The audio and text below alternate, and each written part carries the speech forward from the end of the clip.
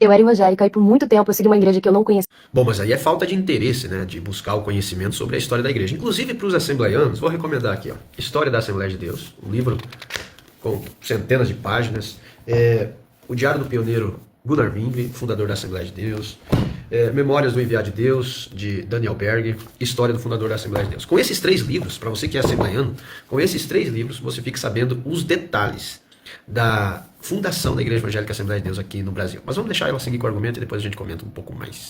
Uma das coisas que mais mexeram comigo na minha caminhada de conversão foi olhar para a origem das igrejas. E quando eu perguntei quem fundou a minha, tudo mudou. Eu fui voltando no tempo. Lutero não concordou com a Igreja Católica e fundou a Igreja Luterana. Calvino discordou de Lutero e criou a Presbiteriana. Henrique VIII queria se separar da esposa, rompeu com Roma e criou a Igreja Anglicana. E daí outras pessoas começaram a discordar também. Dos anglicanos surgiram os batistas, metodistas, adventistas, mormons, testemunhos de Jeová. Anos depois veio o movimento pentecostal. Depois o neopentecostal. Depois a parede preta e assim por diante. Onde cada novo líder criava sua própria denominação. Cada igreja com uma doutrina, com uma nova interpretação. E eu comecei a pensar, era isso mesmo que Cristo queria? Milhares de igrejas com fé diferente? Diferenças teológicas é um dos fatores que fazem com que denominações surjam ao decorrer do tempo. Mas a questão não é essa aqui.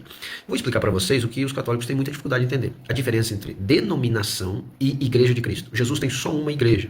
Porém, denominações existem milhares. O que une essas denominações é um denominador em comum, que é o fato de serem igreja de Jesus Cristo. Porque compartilham da mesma fé, compartilham do mesmo credo, as divergências são mínimas. As divergências são naquilo que não é fundamental para a salvação. E as denominações que divergem naquilo que é fundamental, como por exemplo, a suficiência da Bíblia, a questão da Trindade, a suficiência do sacrifício de Jesus, aquelas denominações que divergem nesses pontos são consideradas como seitas, né? Como movimento cismático, herético, e não como a Igreja de Cristo. A Igreja de Cristo é uma só, que congrega em diferentes denominações. Essas denominações, elas surgem mediante a necessidade de estabelecer uma igreja local, para que os crentes que receberam Jesus como seu Salvador naquela redondeza possam congregar.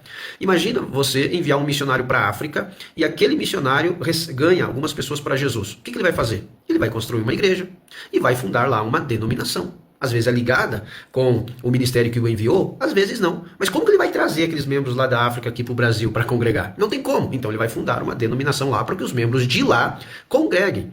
Agora, a sua fé, o seu credo é o mesmo da igreja que o enviou. Então existe essa diferença clara entre denominação e Igreja de Cristo. Ficou claro? Não existe milhares de igrejas. Existe uma igreja. Jesus tem uma noiva, Jesus tem um corpo. Agora, existe milhares de denominações devido à necessidade especialmente geográfica.